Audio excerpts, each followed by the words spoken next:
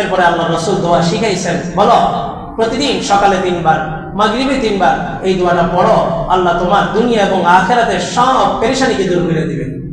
এই দোয়াটা পড়ো তো আল্লাহ তাআলা হাসরের মাঠে যেদিন সমস্ত নবী রাসূলরা পেরেশানি থাকবে, বিচলিত অবস্থায় থাকবে, সমস্ত নবী রাসূলরা ইয়া নাফসি ইয়া নাফসি করতে থাকবে, সেদিন আল্লাহ তাআলা তোমাকে খুশি করার জিম্মাদারি আল্লাহ নিজেই গ্রহণ করবেন। দোয়াটা কি?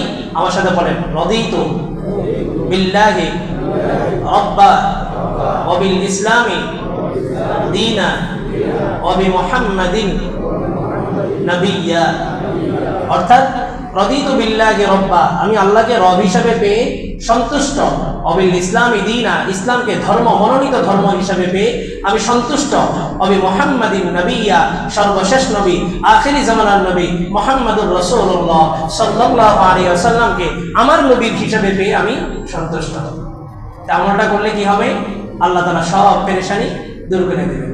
হাসরের মাঠের বিভীষিকাময় পরিস্থিতিতে আল্লাহ তাআলা তাকে কি করবেন? শান্ত রাখবেন, স্বাভাবিক রাখবেন।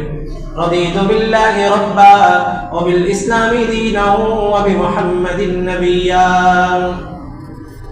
সাক্ষী নিছেন, সাক্ষী দেওয়ার পরে আল্লাহ তাআলা বললেন, ঠিক আছে, দ্বীনকে পরিপূর্ণ করে দেওয়া হলো। নিয়ামত, আমার সবচেয়ে বড় নিয়ামত ছিল এই উম্মতের প্রতি রাসূলকে প্রেরণ করা। এমন এক রাসূলকে প্রেরণ করছি যে রাসূলের হাত ধরা, যে রাসূলের দ্বীন গ্রহণ করার কারণে আল্লাহ তাআলা পৃথিবীর সমস্ত উম্মতের আগে এই উম্মতকে জান্নাত দিবেন। রাসূল বলেন, লা তাদখুলুনাল উম্মাহ হাত্তা তাদখুলা উম্মতি, কোন উম্মত জান্নাতে প্রবেশ করতে পারবে না যতক্ষণ পর্যন্ত আমি নবী, আমি রাসূলের সমস্ত উম্মত জান্নাতে প্রবেশ না করবে।